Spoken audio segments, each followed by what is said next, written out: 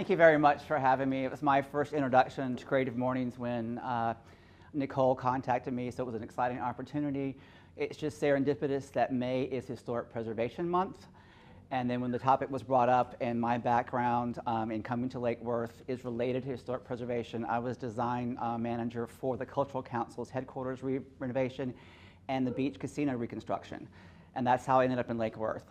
And so in talking to Nicole, we came up with an idea about preservation of place. And I think that will touch on the hearts of many of you. If you've followed the paper probably for the past 10 years, Lake Worth then, and now Lake Worth Beach, has had some tumultuous history in the sense of, is it going to survive? How is it financially? We've struggled with a degradation of our infrastructure, poor management, the list goes on and on and on. And so I arrived in the city 8.5 years ago. I've been the director 8 years as of last week, and created the Community Sustainability Department to be a one-stop shop to preserve and enhance and ensure the long-term sustainability of the city of Lake Worth Beach, both from a fiscal, cultural, history, and economical standpoint. And we also focus on some ecology. So this is just a little overview to give you some idea of where we are in the world. Lake Worth Beach is uniquely located at the center of Palm Beach County, in between some of the most wealthy communities in the country. We have 5 waterfronts. The beach is now in our name. We have the beach. We have 2 sides of the intercoastal. We have the C-51 Canal at the north, the Keller Canal to the west, and Lake Osborne series on the west side. So there are very few communities that have that number of water resources, the unique location, and a very interesting history. Some overviews of our location. And just so we clarify, the city of Lake Worth Beach kind of ends just west of 95 at the canal. We don't go all the way to Wellington. We don't go all the way past Lantana. And that's been some of the confusion. We are a very intact urban grid that was created in 1912. We celebrated our 100th anniversary back in 2012. Here's some postcards of what Lake Worth was. The Gulf Stream hotels on the your upper right. The Cultural Council buildings in the lower left, our original band shell. Some more views. Lake Worth has had some trouble with in nature. We have had 4 hurricanes that did very serious damage to the city. For whatever reason, it appears it knocks off 1 or 2 floors off buildings. Those buildings tend to stay, and we redo them. The casino building is one that's been rebuilt as of 2011, but it also lost its top 3 times. Here's our urban form that was laid out. There was a Palm Beach development company, Lake Worth Development Company, that laid out the city in this urban format. And you may be familiar with our cottages and the 25-foot lots. People would buy a farm, and they would be given a lot in Lake Worth to build like a little guest quarters or a place to stay. And people could buy increments of 25-foot lots, and that's kind of where that came from. But prior to that, the city was settled by a woman named Fannie Mae, who was the postmistress. She was an African-American woman, very progressive for her time. She created the town of Jolla, which I think is a really cool name. And then that evolved into the town of Lucerne. And then they had to change the name again because Lucerne had already been taken by another community in Florida. So Lake Worth came about in 1912. And here are some images of some of the public infrastructure location buildings, the library, the City Hall, Annex, which is just down here, which originally was a school. The hurricane blew its top off, we redid it and made it City Hall.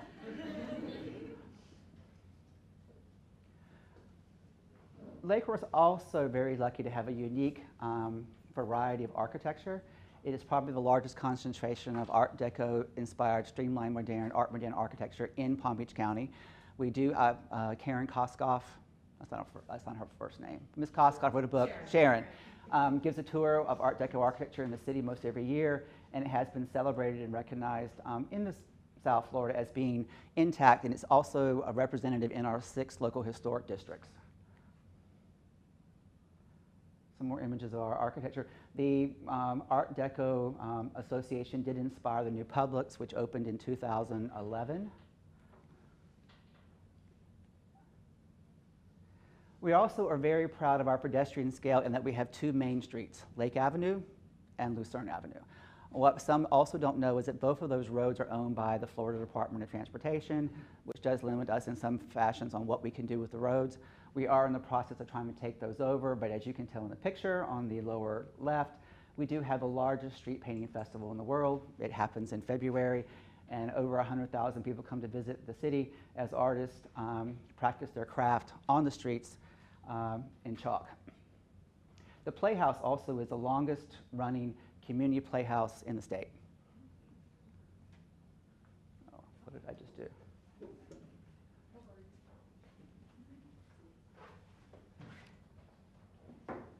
Anyway, I'm sorry I'm not as lively as all of you. I drink a little bit of coffee, but coffee really works well for you all.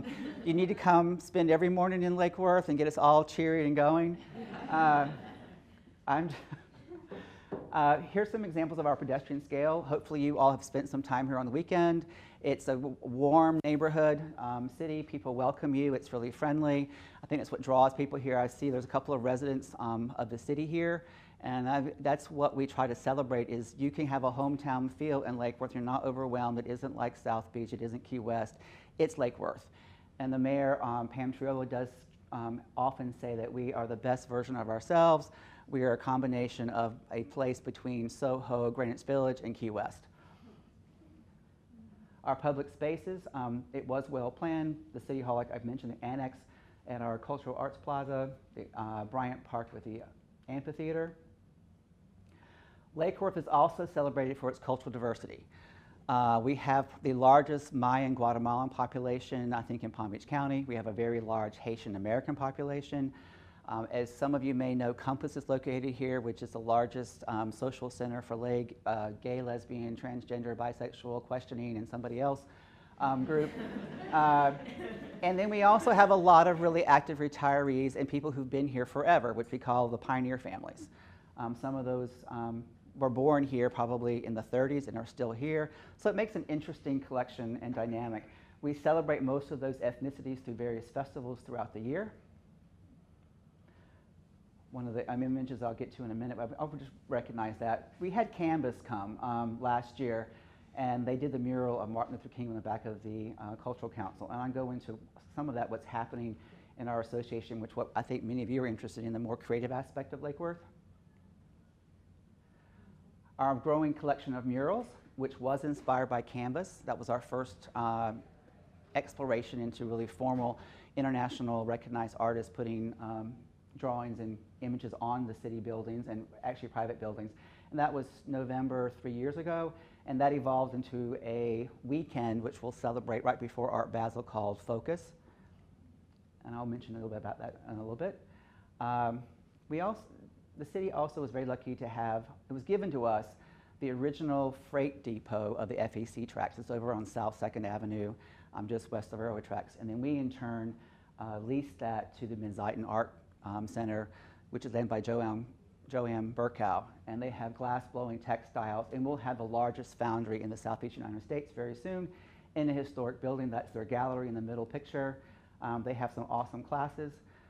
Something else the community has celebrated that's both creative and artistic and educational was Little Free Libraries. We have the largest Little Free Library program in the state.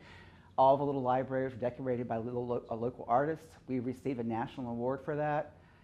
We're very happy the Cultural Council is located here. So we do see ourselves as the artistic center of the county. Special events. I've mentioned the Street Painting Festival.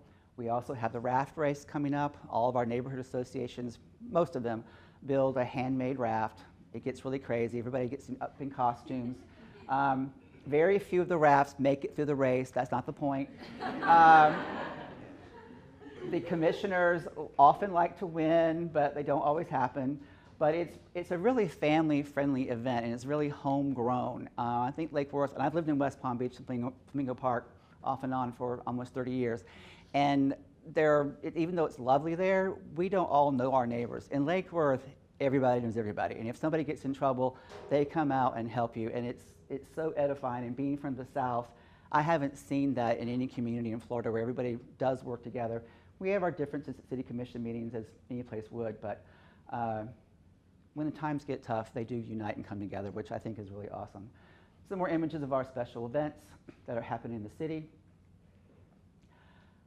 Lake Worth also has an uncommercialized waterfront. if you have never noticed, there's not a single commercial entity on the water, the entire frontage of the city. It's a good thing as well as a bad thing. It's sort of held back downtown from developing. It's been an issue with restoring the Gulfstream Hotel, that most of the water access is limited to either a kayak or a very small boat. We're going to work and try to balance that a little bit better. But most of the waterfront in the city is either public space, Lake Worth Golf Course, Bryant Park, Pioneer Park, Bryant Park South. We collaborated with the county to put in the systems of snook islands, which help clean the water. Because Lake Worth's located where it is, it's halfway between the Boynton Beach and the Palm Beach Inlet. So for a long time, a lot of nasty stuff collected in front of Lake Worth. I forgot how many years ago, we used to have a mayor that was a lifeguard and used to swim across the intercoastal, and he got really sick. This is probably 15 years ago, maybe. And now you can actually see the bottom of the water, so we're getting there. I love the rainbow picture. I guess God was shining his light on Lake Worth that day. And our cottages. This was an initiative by the citizens of Lake Worth to create a cottage book celebrating. We have about 500 or more little cottages that are celebrated for their unique architecture. They aren't necessarily designed by an architect. They were built by craftspeople or people building it themselves. They're colorful. We have a tour every year. That book is available at the library as well as the Welcome Center at City Hall Annex. It's an aspect that I think has united a number of the neighborhoods, and it's celebrated in the city. Thankfully, the historic districts were designated about 20 years ago, so a lot of these did not get torn down. And now that the economy is improving, people are spending a lot of money bringing these back. And most of them are anywhere from 900 to 1,300 square feet, so they're not really overly large. We have 3 bed and breakfasts in the city, Mango, Sable Palm, and we have another one opening. There is an entity I want you to watch out for that is coming from New Orleans. It's going to build a bed and breakfast as well as a extended stay hotel on North O, which will soon be called North Ocean Breeze. We won't go there. We have people who don't like living on No, and the people who bought the property love the fact that they were from New Orleans and their property was on North O. And now it's going to change. That's kind of interesting. But they are a preservation group, and they're preserving an old boarding house as the extended stay and then building a little hotel next door. And that was in a historic district, and it's a really unique project. David Miller is the architect out of West Palm Beach, and we're excited to see that start very soon. And when it comes to future of place, this is kind of how I ended up here. The city was in a tragic state. We were in an economic state of emergency. There had been no significant private investment in the city in almost a decade. The recession hit us really bad. We had almost 3,000 properties that were abandoned, foreclosed, or just left. And so we embarked on a way to market the endless possibilities of Lake Worth, because no one really spent much time celebrating Lake Worth, except for those who are outside Lake Worth. We have a way of sort of beating ourselves up here a lot. And so we worked to create a series of items that preserve, encourage, stimulate, and embrace. The citizens do participate heavily in the city, and we do appreciate that. We wanted to build a brighter economy, bring jobs, have it be economically sustainable for the long term. We have adopted a number of sustainable practices. We did a carbon footprint report in 2011. I'll get to another really exciting thing that some of you who are more engineered-based might be interested in. And then we've always tried to preserve our unique historic character and neighborhood pattern, because that's what we sell. We feel that Lake Worth is an ideal place to live, grow, learn, play, and that's our primary economic driver is people. So to do that, we adopted a new comprehensive plan that has a future land use element which dictates how land use patterns will evolve. There's a zoning code, this might be kind of boring to some of you, that has a sustainable bonus incentive program that if you incorporate sustainable aspects, providing public space, public amenities, do a LEED certification or Green Globes designation, you can get higher density, intensity, and height. We also made it very apparent that our regulating message was clear, concise, consistent, collaborative, and predictable. Developers and investors don't like to waste time. They want to know what they can do. So we actually have the fastest approval process for an entitlement program in the state, which is 60 days. We have had several projects or people who own property asked to be annexed in from the county get their land use, their zoning, and their entitlement, which would be faster than going through the county to get something. So that proved to us that we at least were on the right track in making it easy to invest money in the city. For the creatives, we also have just finished our historic preservation guideline book.